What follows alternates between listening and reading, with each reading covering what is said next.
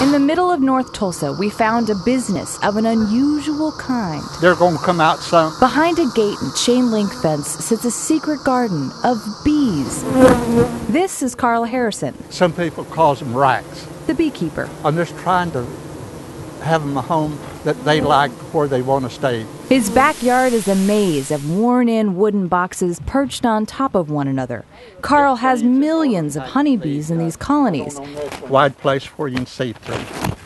We get suited up so we can get, yikes, even closer. Does it go with my outfit? It goes with the outfit. There's white on it and there's white on your shirt.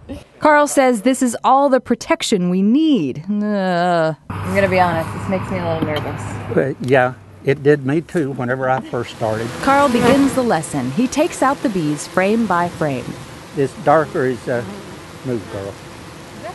Those are young bees that hasn't emerged yet. This up here is honey. Honey is produced when the worker bees put nectar in these cells, fan air across with their wings, evaporating most of the water content.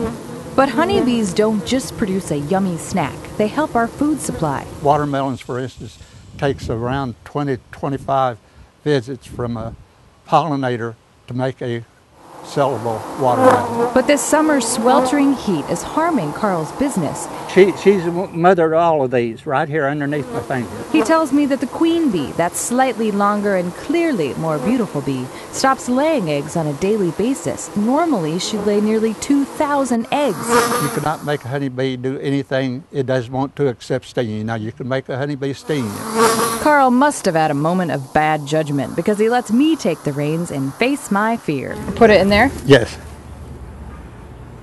Look, Mom, I'm a beekeeper. Slowly but surely, I begin moving the thousands of bees frame by frame. I cannot believe my hand is this close to this many bees. Just don't drop it. Don't tell me that. Don't drop it. Go ahead and put it in there, and let's get the next one.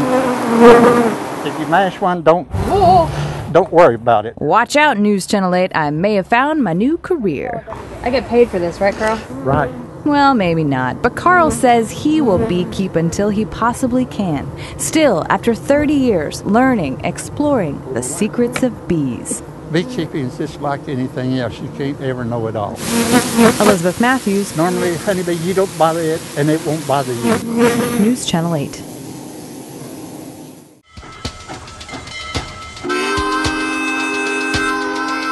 Before statehood in 1907, Shawnee was already on the map by 4 years. With 100 trains daily, thousands of railroad workers, and the expansion of civilization to the west, opportunity was on the horizon, and roundhouse manufacturing was born. Named after the repair stations needed for steam locomotives, Roundhouse began in 1903, making overalls for rail workers.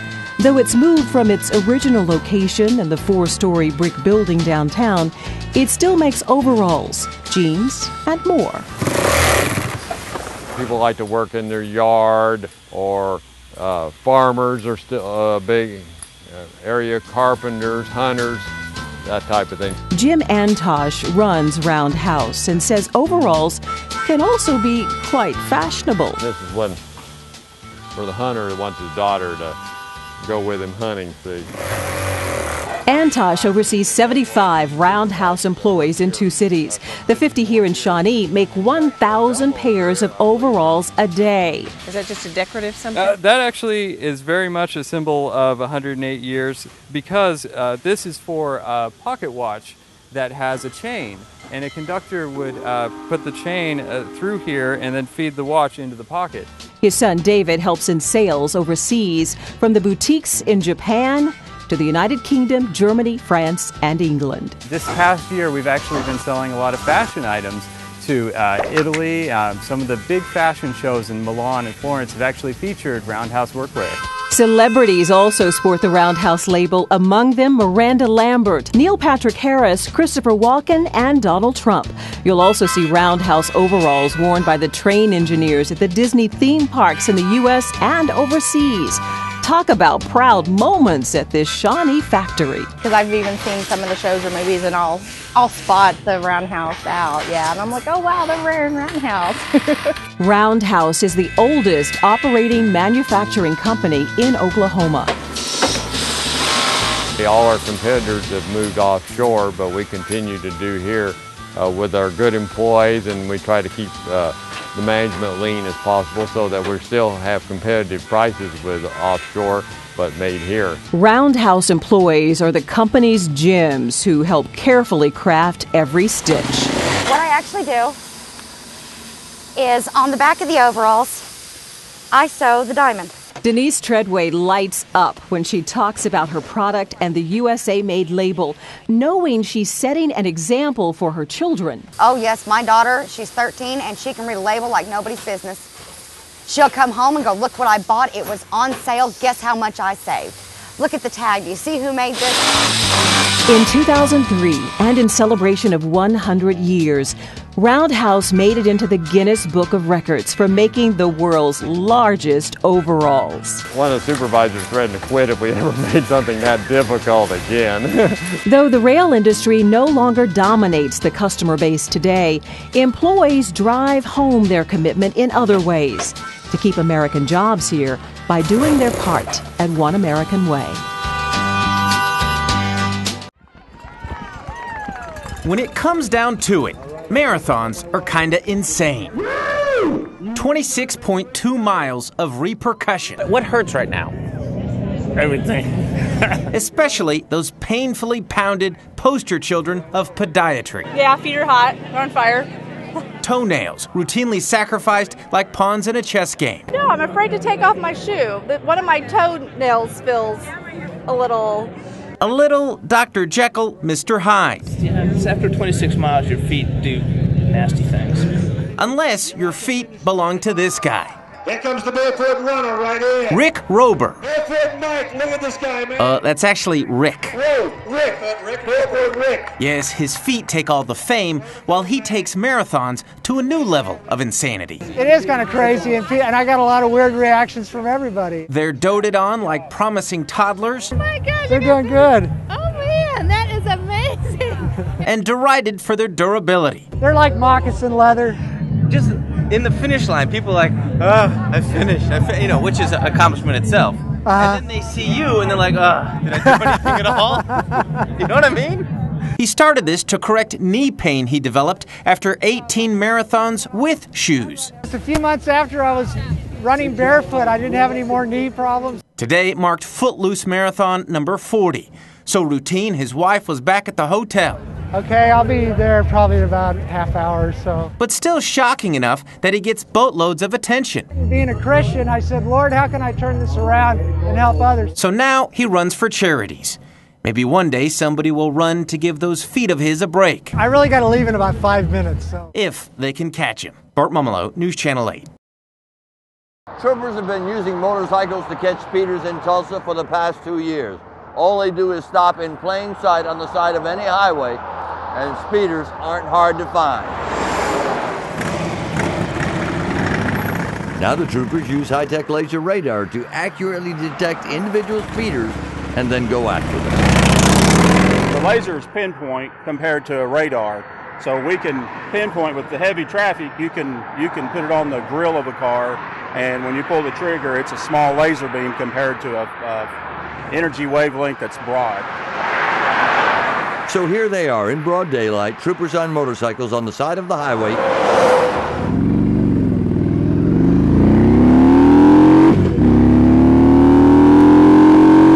And people still don't see them. I didn't see him. Not until the other car got away from me, past me or whatever, yeah. And everybody hitting their light brake lights. So I was around like 3 other cars, so yeah. I usually do follow the speed limit and people get in distress. You've got to be paying attention all around you, not just focused on where you're going and right directly in front of you. So you actually don't mind them seeing you on the side of the highway? Absolutely not. The more people that see us, the slower they'll go. Glad they're there. They do need to be there, and I kind of lost my mind there for a minute. Don't lose anything, especially your money, to a speeding fine. Tickets from troopers on the highway start at $183.50 and go well past $406. And the fines are even steeper if it's in a construction zone. Remember, in the Tulsa metro area, you speed, you pay. In Tulsa, Bill Mitchell, News Channel 8. When you think of a prostitute, you may think short skirts, high heels, standing on a street corner. Well, think again. These women and men have full-page ads selling themselves the 21st century way through the internet. Explicit photos teasing exotic pleasure with hourly rates. It's all on Craigslist's erotic services section, the same website where you can find a job or buy a house. We found hundreds of ads promising a good time. One of those ads belongs to Shay.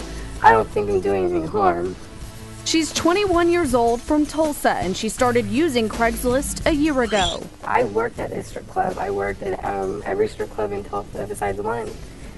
You know, I've worked them all, and there's nothing there now. The thought of sex does not sell. Sex sells. I found Shay on Craigslist, and she agreed to talk, but she did not want us to identify her or her ad. And over the phone, she denied being a prostitute. But an hour later on camera, she wanted to give us the real deal. She says online they talk about meeting up or appointments. Her prices are called donations or kisses. He asks me about my donation, asks me prices, and asked me my general location, and I gave you the information over the phone that I would give anybody. But Shay says in reality, it is money for sex. And I asked him to get completely comfortable, which means he's going to get completely naked. You have sex with them. Shay says she makes about $1,000 a week and could make more. She claims to get 30 to 60 calls a day. Or I can make 1,000 in a day if I wanted to. And she says you won't believe who's paying up. Dads, doctors, businessmen on their lunch break. A lot of guys that just come there to give me, you know, they need attention. Their wife is doing PTA and soccer team and with their kids, and she doesn't have time for him anymore. Why do you do what you do? Because the money's really good. It's very addictive. In Tulsa, the area around 11th Street near Lewis has been dubbed Hooker Row. But police say Craigslist has become the new Hooker Row, and they are well aware of it. It's out there. We know it's out there. It doesn't take long. I mean, I would venture to say that I could sit down at a computer and within 30 minutes I could have a deal done and be on my way to meet that person. Officer Jason Willingham says Tulsa police have undercover officers who visit Craigslist and set up sting operations. Prostitution affects a lot of people in a lot of different ways. Prostitutes and the people that solicit these sites aren't just prostitutes. They're involved in drugs, they're involved in robberies, they're involved in extortion, they're involved in lots of more serious crimes that prostitution is just a link from one crime to the next. Shay says for her, it's not about drugs, but her lifestyle seems to tie into a childhood she says she hated. You don't do this to support a drug habit? No, I do this to support my lifestyle. To give me the things that my mama should have gave me, I guess. A nice home. This is illegal. I mean, you do know that. Oh yeah, I know. Do you ever worry about getting caught? No, I don't. I know whether or not you're a police officer when you're in my room. A police officer can't take his clothes off and sprawl out on my, you know, the areas that we have for them to kick back in. They can't do that. She's a young woman with a confidence in what she does, but the face she's hiding here is the same face, plain to see for all of Tulsa on the World Wide Web. Now you may be wondering how Craigslist even allows this. Well, Oz Decatur barely survived the heinous crime by a man who stuffed him under a house in near freezing conditions. Oz is now a teenager living in Louisiana with the grandmother now raising him. It's a story of horror, hardship, and hope. I feel like God was with him under that house.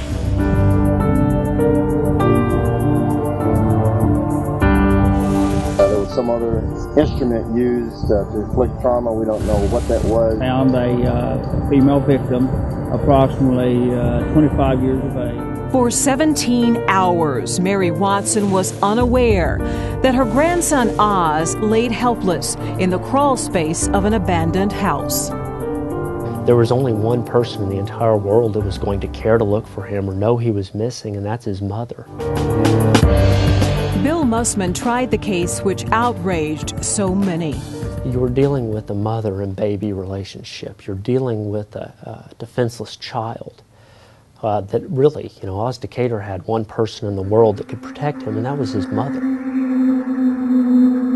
She would never come, stopped by the man who slammed Oz against a wall, choked him, used a screwdriver to silence the toddler's cries that enraged an almost 200-pound man. And children, remember, I have proof. Oz used to jump in his sleep. He stopped jumping when he found that picture of that man. That man was Shelton Jackson, the boyfriend of Oz's mother, Monica. They met at school in Louisiana and became reacquainted in Oklahoma. Watson remembers her last conversation with Monica.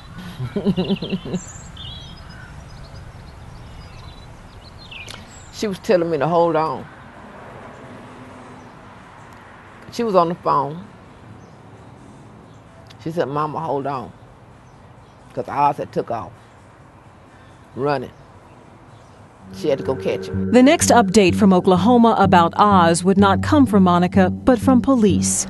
At the duplex Monica shared with Jackson, she'd been stabbed in the neck, beaten with a brick, and the home was set on fire. Watson recalls what would become Monica's last trip to Oklahoma. I never will forget. When Monica was stepping up the steps to that bus, something was telling me to take Oz off her back. Just get that baby, to snatch that baby off her back. And I didn't do it. And I should have did it. I should have did it, and he would not be in the shape he's in now. Who's looking good? As morning arrives over Monroe, Louisiana, Watson has to start earlier than most. A stroke and 3 aneurysms have left her partially paralyzed, so getting Oz dressed for school takes time. And another pair of hands. As for Oz, he has some use of his right hand, which he uses mostly for pointing, but his left hand is permanently damaged and he cannot walk. A wheelchair provides mobility for school. Each morning, he rides the bus and is especially fond of the driver named Monica. First words he said was "Mom." I was like, "Mom, no, I'm not your mama." And I asked her, and that's when she told me what his mama name was and stuff. And I thought that was very nice. At Carroll High, Oz is a favorite. Classmates and staff take turns helping with his care, fussing over him, and enjoying a good laugh. In the classroom, he's making progress. His writing has gotten stronger. You gotta put Ozzy up there so they can know who it's for. Oz is the kind of student who's a teacher's dream. With Oz, you put it in front of him and you say, "Go." He's gone. He's on his number sheet and he's going. That was great. On the computer, Oz seems the happiest. Sometimes it's hard to get him off. Computers are also part of Oz's life in another way. Which button do you use? Just one finger. Hang on. His speech therapist helps him use the technology to communicate. I need to go to the bathroom. Well, that's one. Please there call my grandmother. 38700. They also practice making eye contact. There you see. And he's got such beautiful eyes, especially when he's smiling at me, right? Yeah. Okay. Ready? Oz also has a physical therapist who helps him use a special walker. Surgery could straighten out his foot, but his grandmother says no. See, he can even turn it. She's afraid of the anesthesia.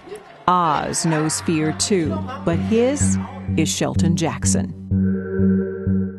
And I told Oz, I said, that man won't hurt you no more. And I told Oz where that man was at. I said, he won't hurt you no more. I said, hurting Oz is a no-no. Hurting Oz is a no-no.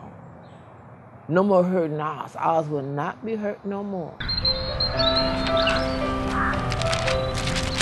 Through the years, Watson says her faith has gotten stronger. She talks to God every day and says he speaks through the pages of her Bible. Somehow, on the porch, conversations just seem easier. Do you like playing the guitar?